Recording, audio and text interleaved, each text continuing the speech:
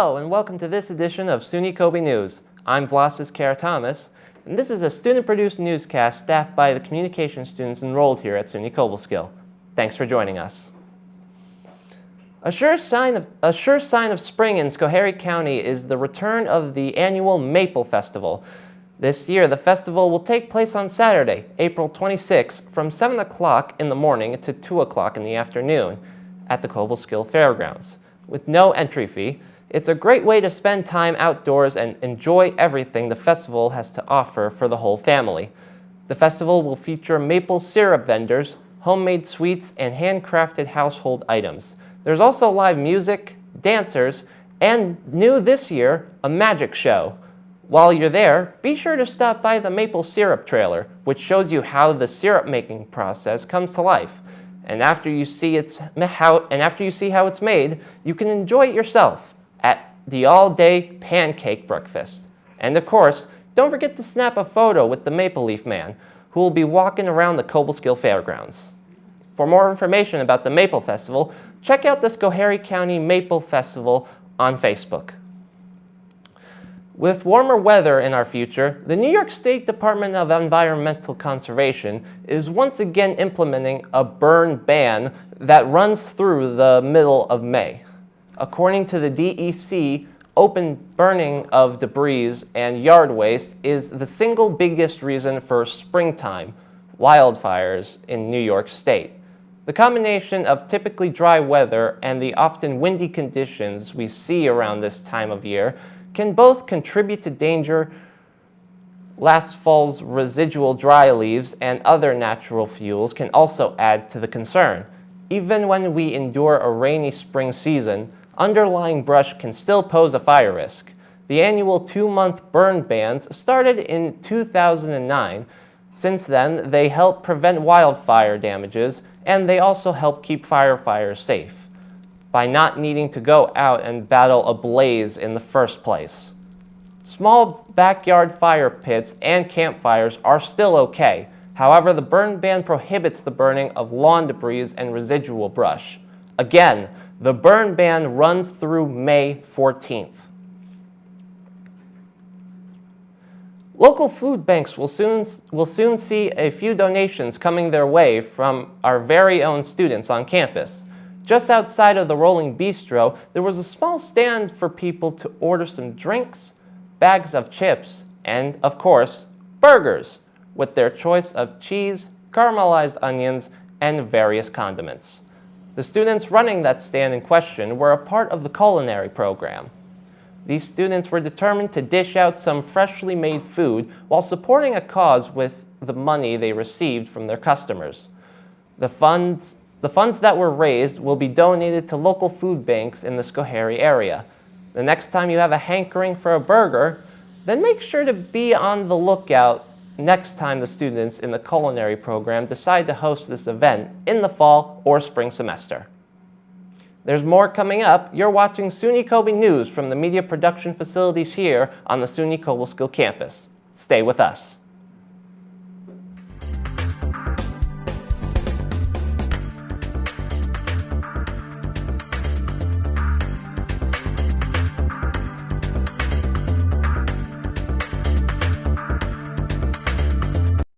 There are 16 million children struggling with hunger in America. That's 1 in 5 daughters, sons, neighbors, and classmates who don't know where their next meal is coming from. Yet billions of pounds of good food go to waste every year. It's time we do something about it.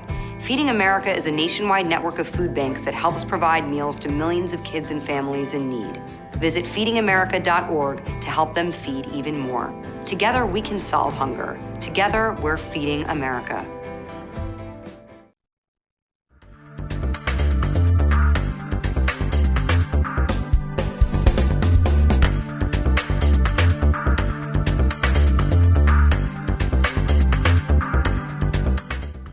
Welcome back to SUNY Coby News. I'm Vlasis Thomas. This show is a collaborative effort of the 2- and 4-year communication students enrolled here at SUNY Cobleskill. Thanks for watching.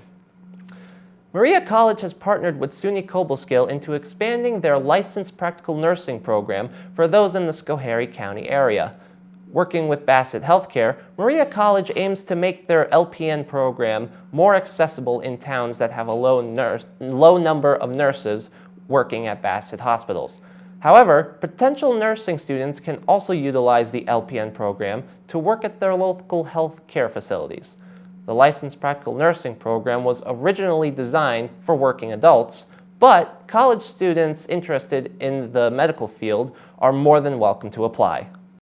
To alleviate the nurse shortage at Cobleskill, Maria College offers their LPN program in SUNY Cobleskill's lecture rooms. The curriculum is not offered at the campus, but some professors will deliver Maria College's courses. Simulation labs will still be at Maria campus because SUNY Cobleskill cannot accommodate those facilities. Darcy Medica says while the partnership is great, the admission process is different. If you were to reach out to SUNY Cobleskill as a potential student, we would get you connected with Maria College to find out the admissions process, et cetera, with them. The students in the program will be able to do their clinical work at Bassett facilities in Schoharie County. So we're allowing them to recruit here and working with them on that. We're hosting the courses here, but we don't do the actual recruitment. What started was looking at the need for health professionals in rural New York. Bassett needs LPNs. Maria has licensed practical nursing program. SUNY Cobleskill facilitated a connection between the two, and there's a need in our area. So this allows Maria College, which is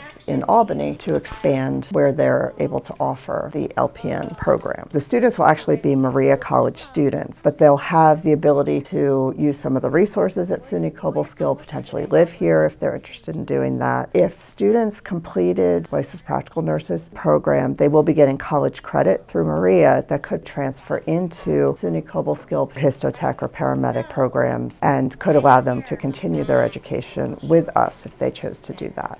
Considering that Bassett might have staff also interested in nursing, this program will work out for them too, which is why the courses are currently offered only on weekends and nights. However, even people working at other healthcare facilities in the local area would not have to travel far, while still providing students the chance for hands-on healthcare learning. They need to complete time in a hospital. Bassett will allow them to come in and do those clinical rotations at their site. So we have a hospital system, a private college, and a public institution, which is a really unique collaboration. Let's take a look at some campus events happening this week and next week. There's always something going on. This Friday, on April 25th, there's going to be a waffle night in Lower Brickyard Point, starting at 7 p.m. and ending at 9 p.m. The Coby Gala Party event will be held at the Balk Ballroom on Saturday, May 3rd at 6 p.m. Sunday, May 4th, the Coby Picnic will be set up at Fake Field between the times of 3 p.m. and 6 p.m. Finally, a kickball tournament will also take place the next day on May 5th from 5 p.m. to 6 p.m. For more information about events around campus, be sure to check out Coby Engage and the Quark app. After the break, stay with us as Emma Marsilia will be here with your complete weather forecast in Cobleskill and the surrounding areas. That's next, right here on SUNY Coby News.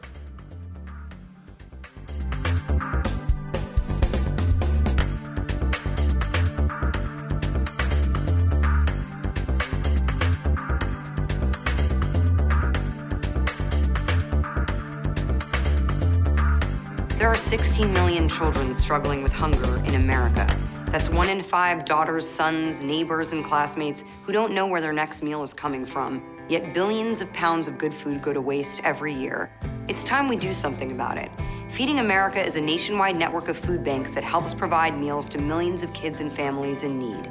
Visit feedingamerica.org to help them feed even more. Together, we can solve hunger. Together, we're feeding America. When I was in foster care, I never knew when I would have to move, so I always had my suitcase ready to go. Then one day, I was adopted. My new parents opened their hearts and home to me. My parents cook my favorite breakfast for me every morning. My parents take me on trips I never thought I would go on. They gave me a home and an even better reason to use that suitcase. My parents aren't perfect, but they're perfect for me. The Communication programs here at SUNY Cobleskill are helping to prepare the next generation of media professionals. You can help us do that by supporting the SUNY Cobleskill College Foundation. Your tax-deductible contributions help students gain real-world, hands-on experience in media content creation and journalism, just like what we're bringing you right now here on SUNY Coby News. Welcome back to SUNY Coby News. I'm Vlasis Thomas. And I'm Emma Marceliot for SUNY Coby Weather. So, Emma, what do you think about the conditions as of late? I think we're going to start seeing some summer weather up in upstate New York. Very nice. Yeah. Love that. Kind of over all this winter weather. Yeah. Well, at least for the past couple of days, it's been at least a little warmer. So, Yeah. do you think you could tell us about our current conditions? Let's take a look now at our current conditions.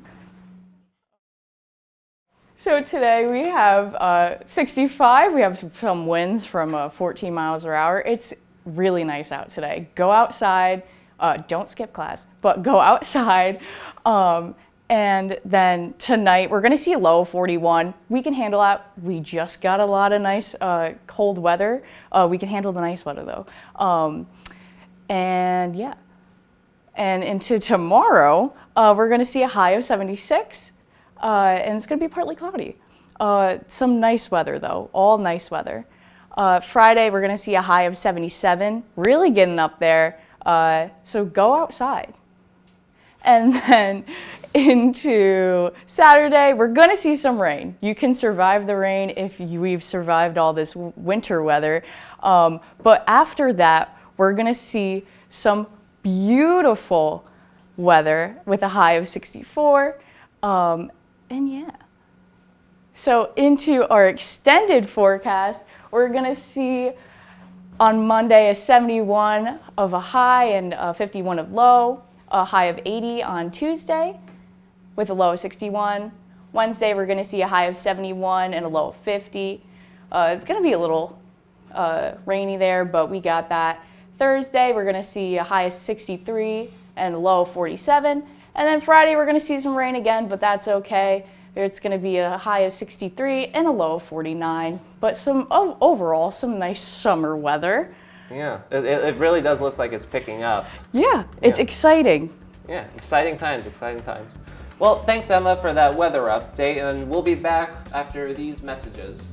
You're watching SUNY Coby News from the video production studio on the campus of SUNY Cobleskill. Stay with us.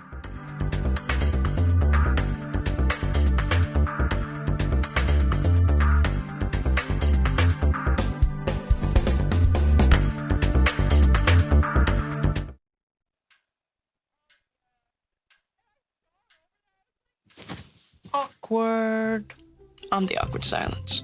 You try to avoid me, then there I am again.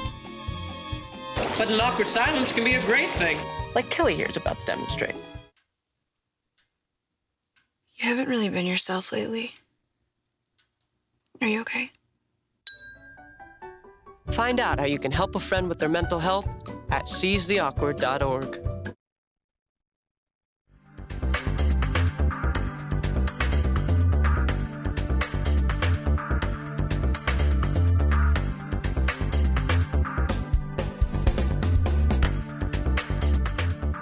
Welcome back to SUNY Coby News. Now let's switch over to Will Molesky as he talks with the director of the honors program, Kelly Yakabuchi, about what exactly would entail for students.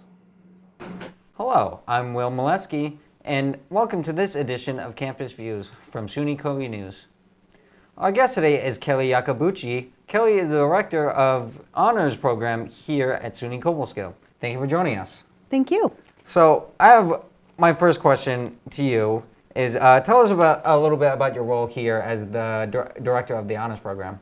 So my role as the director of the honors program is pretty, as you might call it, soup to nuts. I do everything from recruiting our honors students with the onboarding. I'm at the accepted student days, welcoming them in with their parents, and then bringing them into the program, explaining how things work, and supporting them in their goals here at the college. Alrighty, so my next question for you is for someone unfamiliar with the program, what can they mainly gain from joining the honors program? So the honors program, in my opinion, is for students who want to squeeze every last drop of goodness out of their college experience. These are the type A students who want to take on all of the research, all of the faculty engagement, any of the extra perks of being in college. So what I do to support that is mainly give them the opportunities and step back and get out of the way. I call myself the fairy godmother of the honors program, where I help make their dreams come true. It's very nice of you to be the fairy godmother to all these incoming students and other students on our campus. But my next question is if you're an incoming student, how would you be able to join the program? So I do the recruitment right from students at accepted student point and before. Students who have a 90 or higher high school average are invited in through the admissions process. They are able to apply through our web portal. And at that point, I review their applications and bring them in. However, there are things that happen in high school, right? Not everybody shines in high school. So college is a time for people to have a different perspective and a blank slate. So I do recruit students after their first semester if they have a 3.25 GPA or higher. That's very cool. So if you're able to, let's say you come in from high school, you're not doing too hot, very D's, C's, barely passing. But if you come into college and get a lot better grades, you're still able to join the program? Absolutely, and that's the nice part about it, is you get a chance to reinvent yourself. And if you hit your stride in college, you're still able to take on new opportunities. That's very cool. So my next question is, how does the involvement in the honors program kind of balance, extracurricular activities and just stuff in school and outside of school? Great question.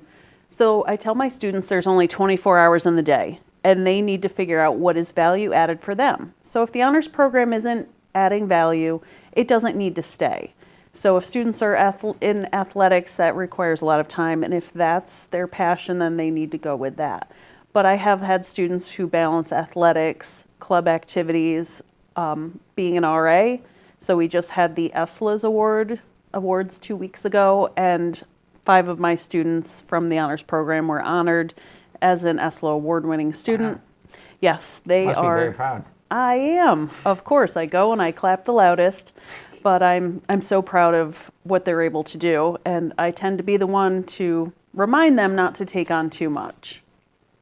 That's very nice, and I like the fact that you still go to all of the award ceremony and cheer on all your students. It's very nice. Absolutely. But so my next question is how does the honors program kind of benefit students, in the long term? So let's say outside of graduation, how would this program, kind of benefit students coming out into the real world? Gotcha. The majority of the program is made up of animal science BS students who want to be a veterinarian when they grow up. Veterinary school is incredibly competitive to get into, so every competitive advantage is something that they need to take on. So they get to do projects that they design to turn their regular courses into honors courses, meaning that they get to do projects that are hands-on, projects that connect them with faculty members, and those are really great things to talk about in the vet school interviews to get them that competitive edge. Beyond vet school, though, I encourage students to take on professional development opportunities. I have students presenting at the Student Learning Showcase coming up tomorrow on campus, as well as SUNY Undergrad Research Conference, CERC. That will be on Monday in Binghamton. These are obviously great opportunities for students to strengthen their presentation skills, along with networking and connections with other faculty members. It's very cool. Binghamton is really far, so it's kind of, Well, we've rented the coach bus, and we're all heading out. All heading out on a fun road trip. Absolutely. So my final question I have for you is, what do you hope students are able to get from this program? I hope that they're able to foster connections. I love making connections with the students. I'm another point person for support for them. I understand students come in, they don't necessarily know who to connect with, and I can be that person. They connect with other honor students as well, and it hopefully gives them a little push to achieve more. That's very cool, and I appreciate you for coming out here. But unfortunately, this is all the time we have on this edition of Campus Views. Join us next time for our next edition of SUNY Coby News.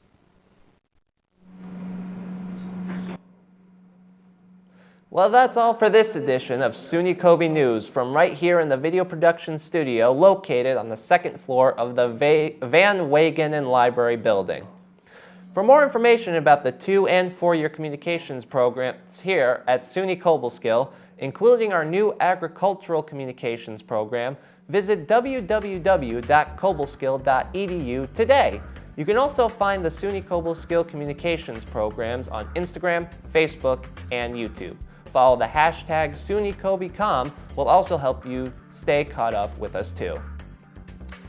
Again, I'm Vlasis Thomas, and thanks for joining us today. We'll see you on the next edition of SUNY Coby News.